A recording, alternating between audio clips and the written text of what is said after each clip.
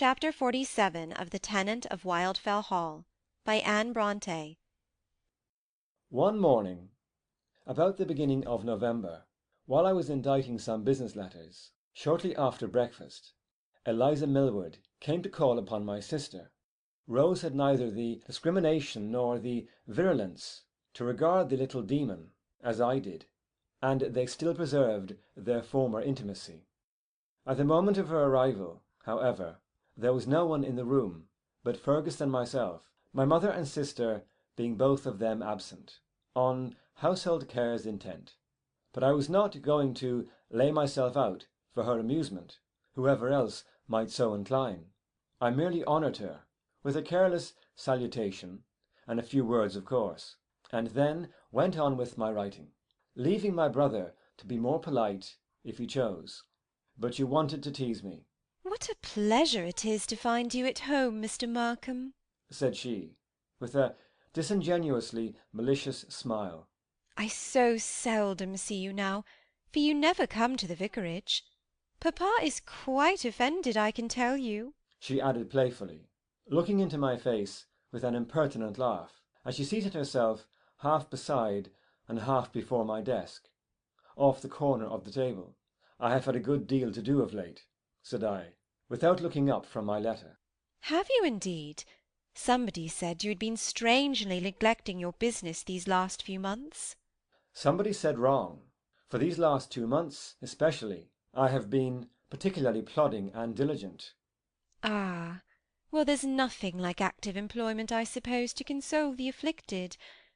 And excuse me, Mr. Markham, but you look so very far from well, and have been by all accounts so moody and thoughtful of late. I could almost think you have some secret care preying on your spirits. Formerly," said she timidly, "I could have ventured to ask you what it was, and what I could do to comfort you. I dare not do it now." "You are very kind, Miss Eliza. When I think you can do anything to comfort me, I'll make bold to tell you." "Pray do. I suppose I mayn't guess what it is that troubles you." "There's no necessity, for I'll tell you plainly. The thing that troubles me the most at present is a young lady sitting at my elbow, and preventing me from finishing my letter, and thereafter repairing to my daily business." Before she could reply to this ungallant speech, Rose entered the room, and Miss Eliza rising to greet her, they both seated themselves near the fire, where that idle lad Fergus was standing, leaning his shoulder against the corner of the chimney-piece, with his legs crossed and his hands in his breeches pockets. "Now, Rose, I'll tell you a piece of news. I hope you have not heard it before. For good, bad, or indifferent, one always likes to be the first to tell. It's about that sad Mrs. Graham." "Hush!" whispered Fergus, in a tone of solemn import. "We never mention her. Her name is never heard." And glancing up, I caught him with his eye askance on me, and his finger pointed to his forehead.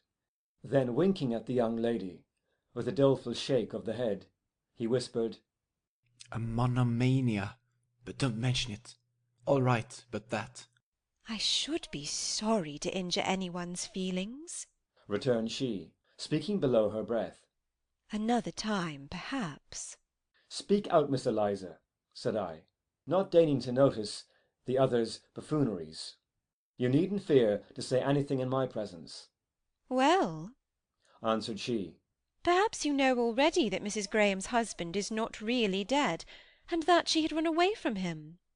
I started, and felt my face glow, but I bent it over my letter, and went on folding it up as she proceeded. "But perhaps you did not know that she is now gone back to him again, and that a perfect reconciliation has taken place between them. Only think," she continued, turning to the confounded Rose, "what a fool the man must be."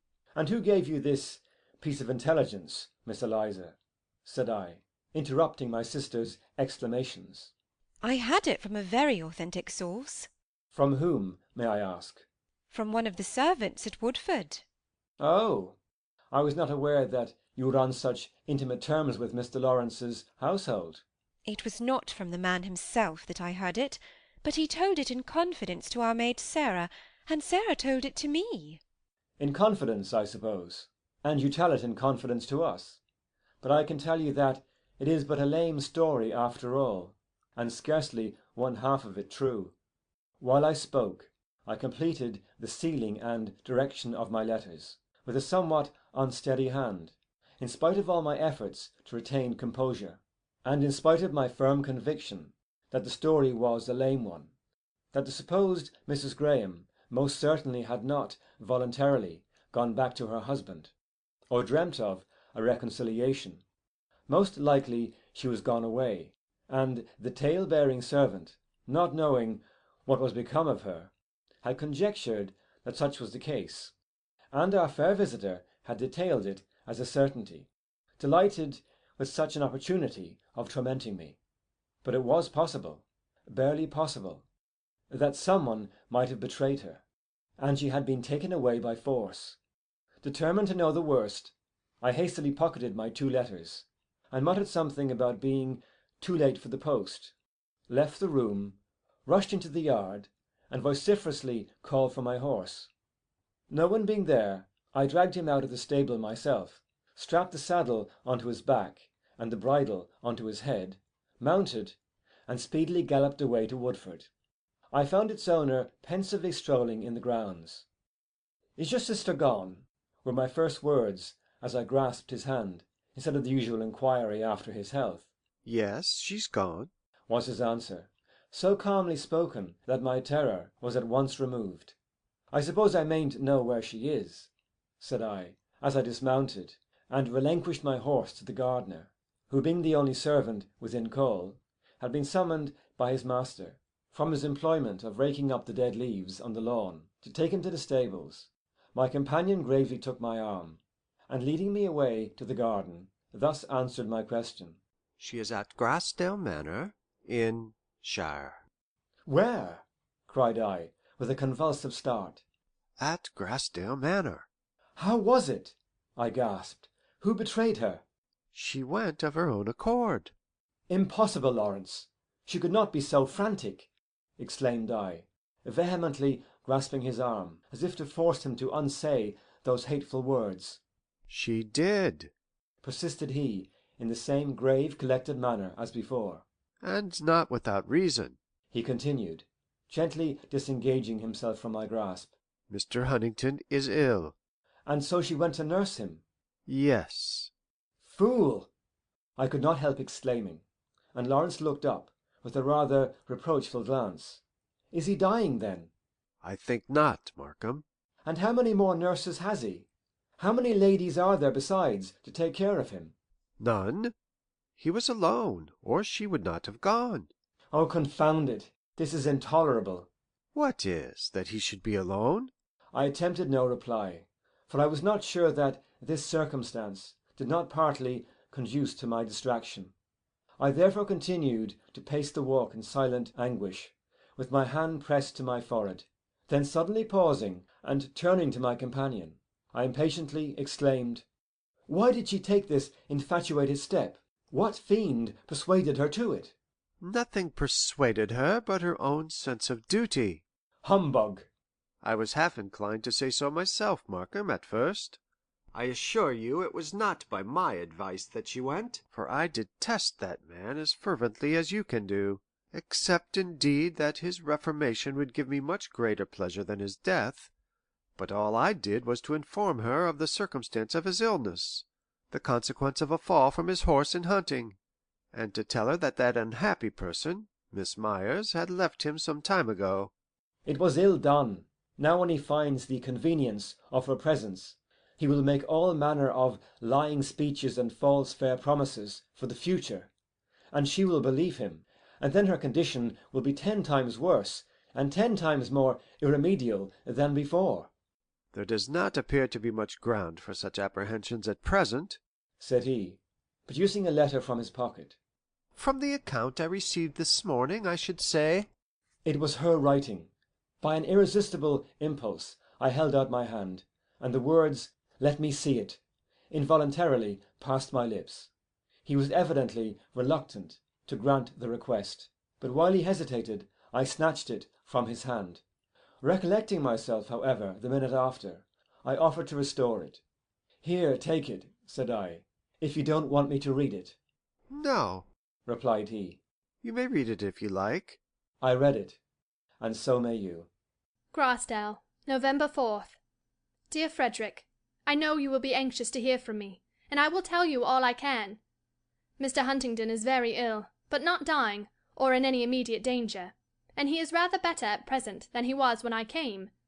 I found the house in sad confusion.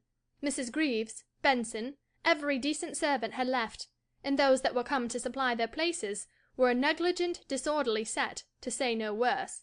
I must change them again, if I stay. A professional nurse, a grim, hard old woman, had been hired to attend the wretched invalid.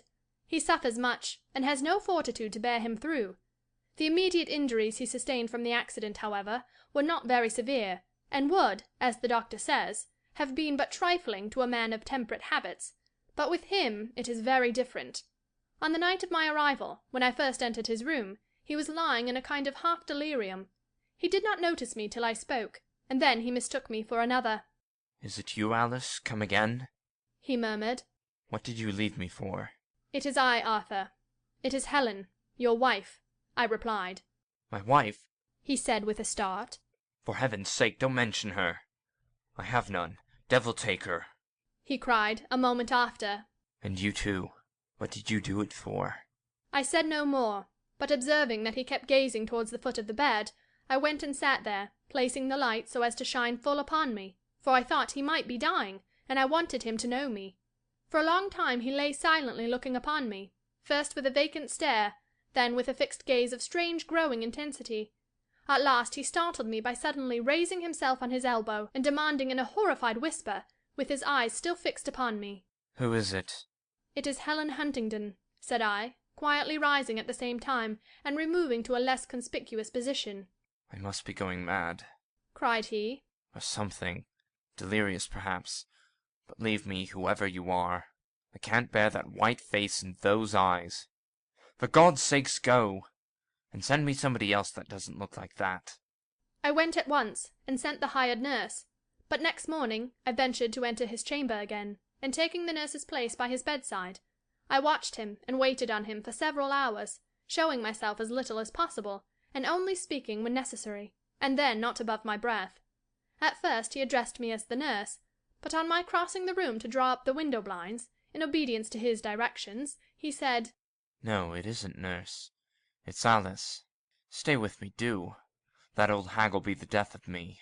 "I mean to stay with you," said I, and after that he would call me Alice, or some other name almost equally repugnant to my feelings.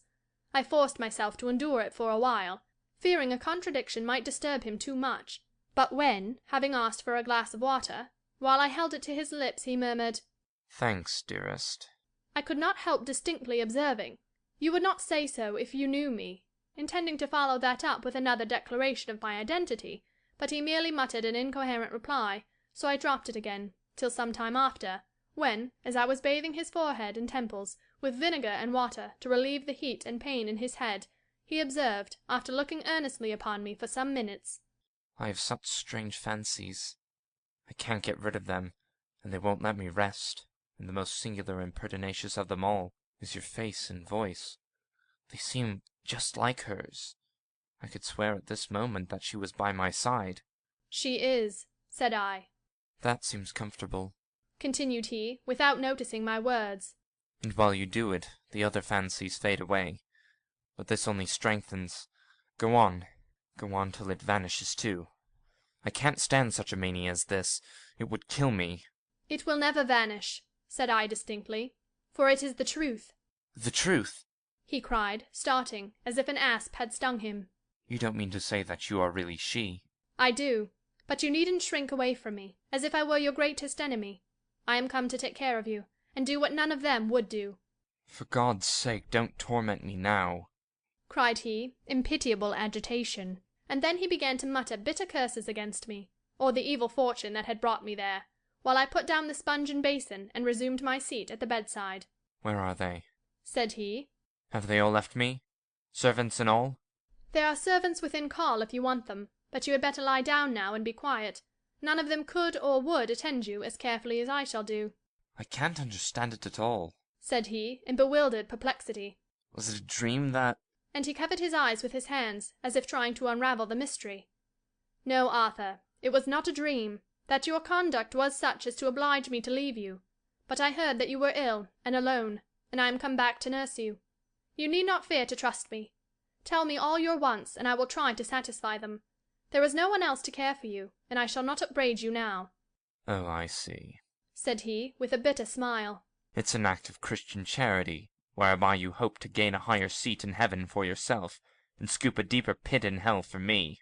No, I came to offer you that comfort and assistance your situation required. And if I could benefit your soul as well as your body, and awaken some sense of contrition and... Oh, yes. If you could overwhelm me with remorse and confusion of face, now's the time.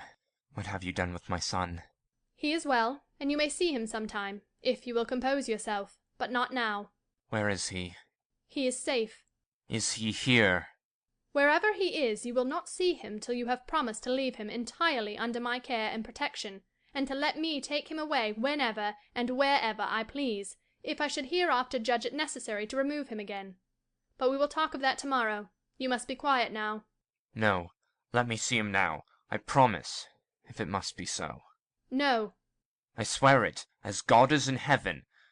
Now then, let me see him.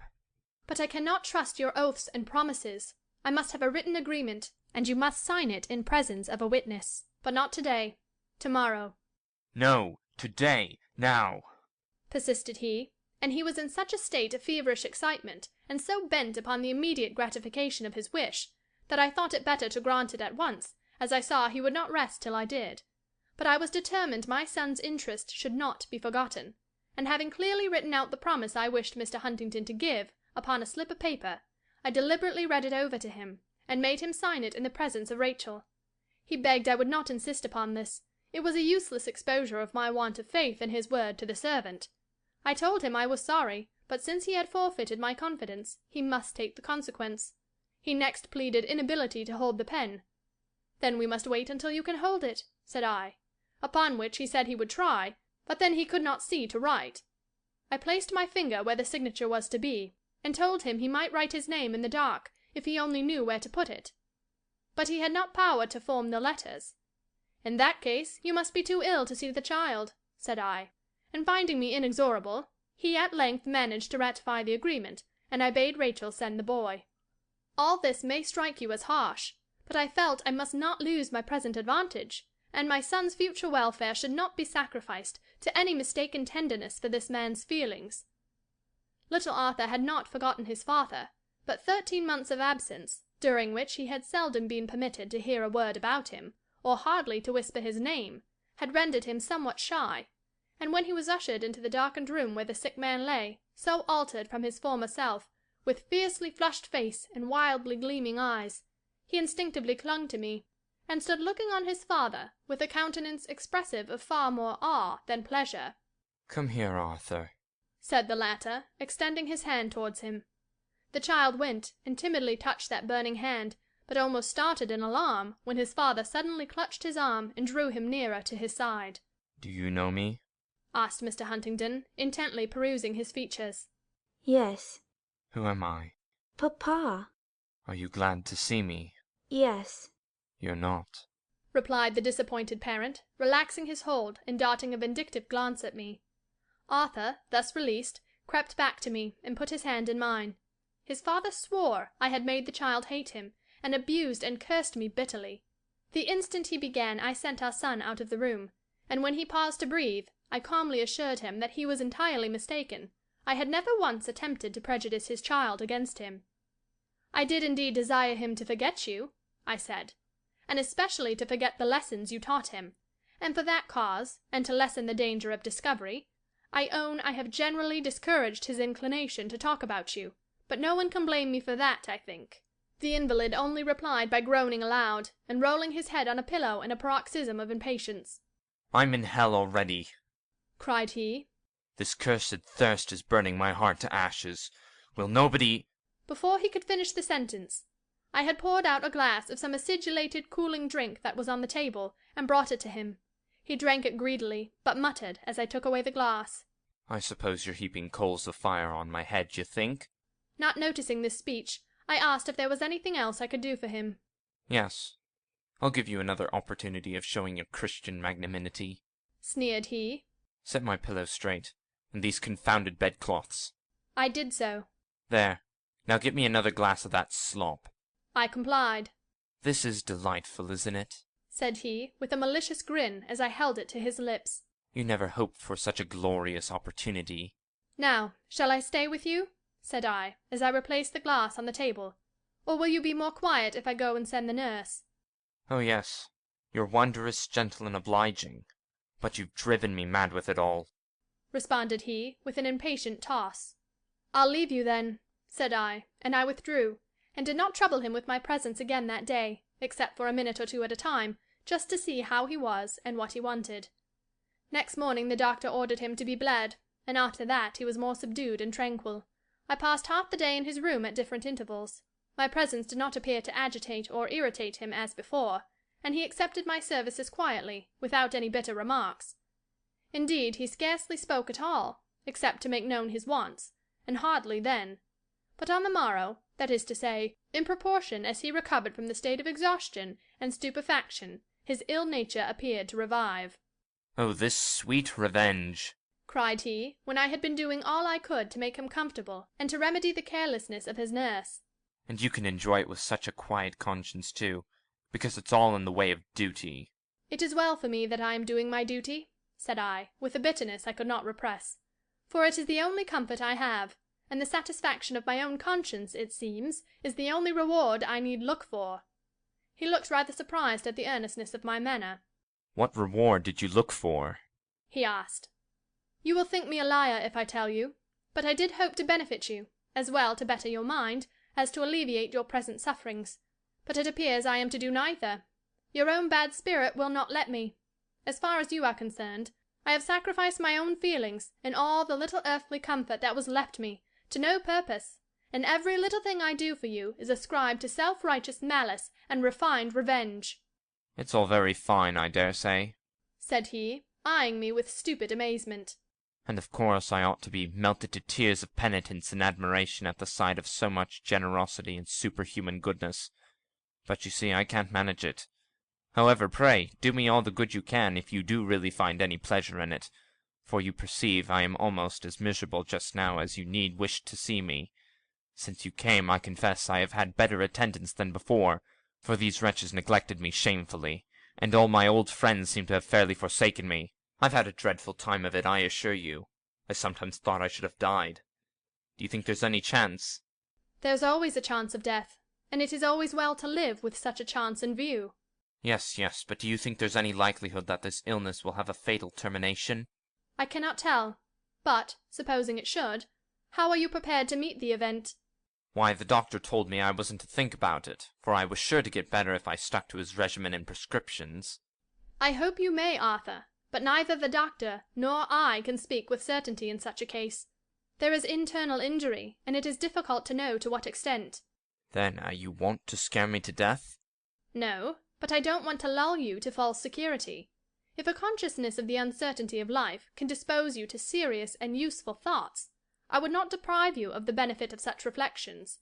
Whether you do eventually recover or not, does the idea of death appall you very much? It's just the only thing I can't bear to think of. So if you've any— But it must come some time, interrupted I, and if it be years hence, it will as certainly overtake you as if it came today, and no doubt be as unwelcome then as now, unless you— Oh, hang it! Don't torment me with your preachments now, unless you want to kill me outright. I can't stand it, I tell you. I've sufferings enough without that. If you think there's danger, save me from it, and then, in gratitude, I'll hear whatever you like to say. I accordingly dropped the unwelcome topic. And now, Frederick, I think I may bring my letter to a close. From these details you may form your own judgment of the state of my patient, and of my own position and future prospects. Let me hear from you soon, and I will write again to tell you how we get on. But now that my presence is tolerated, and even required, in the sick room, I shall have but little time to spare between my husband and my son, for I must not entirely neglect the latter. It would not do to keep him always with Rachel, and I dare not leave him for a moment with any of the other servants, or suffer him to be alone, lest he should meet them. If his father get worse, I shall ask Esther Hargrave to take charge of him for a time, till I have reorganized the household at least, but I greatly prefer keeping him under my own eye. I find myself in rather a singular position. I am exerting my utmost endeavours to promote the recovery and reformation of my husband, and if I succeed, what shall I do? My duty, of course, but how? No matter. I can perform the task that is before me now, and God will give me strength to do whatever he requires hereafter. Good-bye, dear Frederick. Helen Huntingdon. What do you think of it? Said Lawrence, as I silently refolded the letter. It seems to me, returned I, that she is casting her pearls before swine. May they be satisfied with trampling them under their feet, and not turn again and rend her. But I shall say no more against her. I see that she was actuated by the best and noblest motives in what she has done, and if the act is not a wise one, may heaven protect her from its consequences. May I keep this letter, Lawrence? You see, she has never once mentioned me throughout, or made the most distant allusion to me. Therefore there can be no impropriety or harm in it. And therefore why should you wish to keep it? Were not these characters written by her hand, and were not these words conceived in her mind, and many of them spoken by her lips? Well, said he, and so I kept it. Otherwise, Halford, you could never have become so thoroughly acquainted with its contents. And when you write, said I, will you have the goodness to ask her if I may be permitted to enlighten my mother and sister on her real history and circumstance, just so far as is necessary to make the neighbourhood sensible of the shameful injustice they have done her? I want no tender messages, but just ask her that, and tell her it is the greatest favour she could do me, and tell her, no, nothing more. You see, I know the address, and I might write to her myself, but I am so virtuous as to refrain. Well, I'll do this for you, Markham. And as soon as you receive an answer, you let me know. If all be well, I'll come myself and tell you immediately. End of chapter 47.